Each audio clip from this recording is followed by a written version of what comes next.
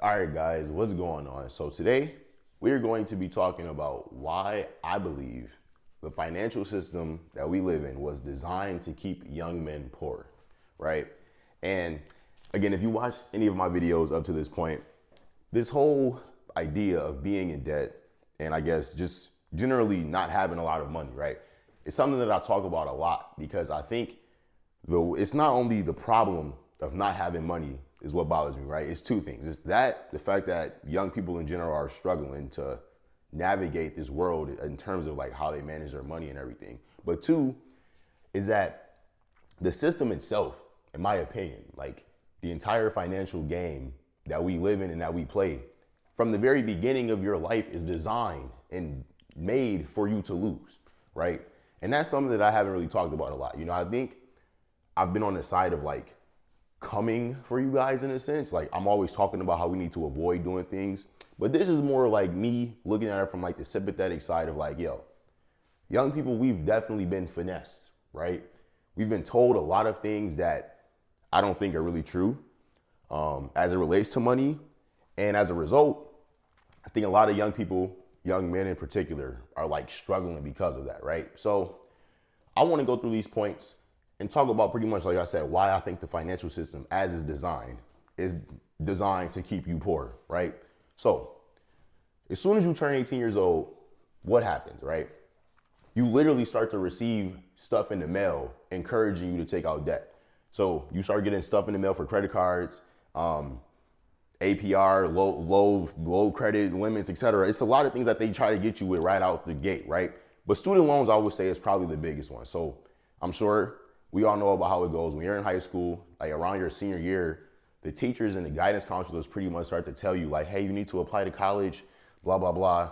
And unless you come from like a really strong family background, I feel like you're gonna have a hard time recognizing like most student loans are very predatory and they're not worth it for like 60, 70% of people, if I had to just guess, because most people take out loans that are not, or degrees, they get loans for degrees that are not worth it, right? So from the very beginning of your life, your adult life, you have all of these types of loans that are pretty much designed to get you based on the fact that you don't really know any better, right? So the average young person does not know like how bad a car loan really is. They just are appealed by the car payment. You know what I mean? They just they don't look at the full picture. And as a result, you get trapped at a very young age. And that's how they get you, right?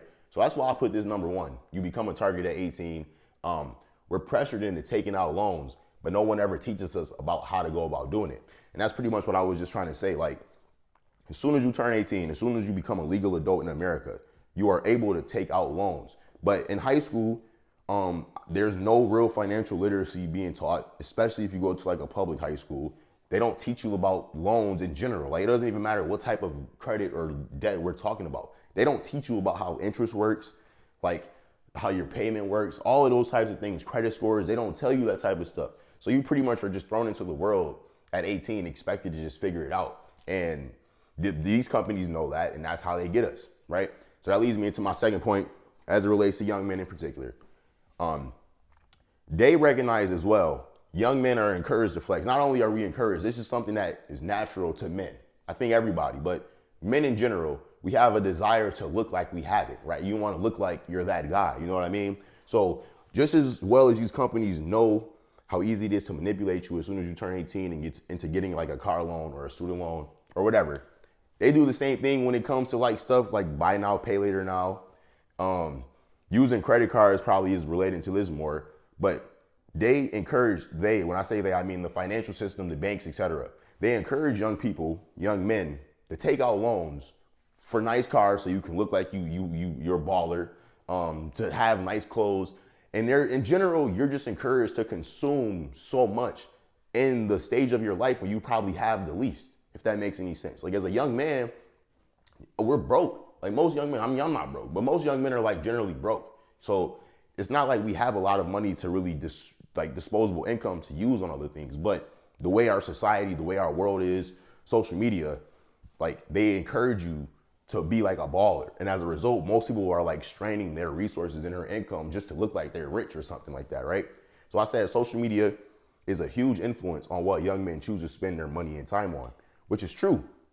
Most young men, like I just said, are gonna consume media that makes them think like I gotta dress a certain way, I have to get jewelry, necklaces, earrings, like blah blah blah. And again, I'm not saying it like this, it's an all or never type of thing. Like I like jewelry, I like buying nice things for myself as well. But I think when you forget, when you overdo it, pretty much, when that's all you worry about, and the system, that's how they get you, bro. Because then you start trying to flex. Like, listen, I got people on like social media, and I swear to God, bro, like this is one dude.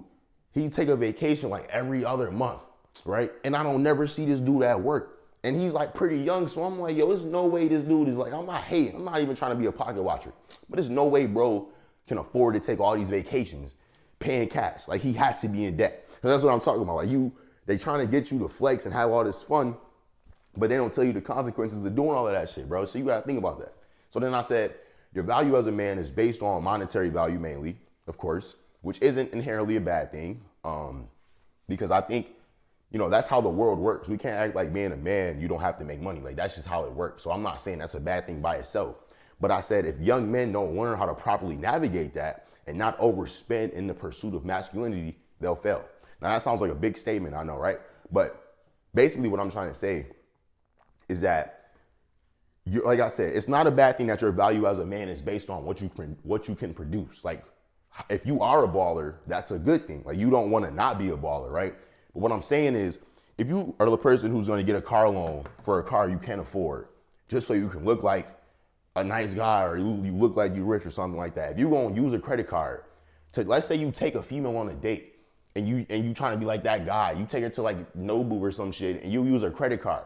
That's a bad idea, bro. You got to think about that.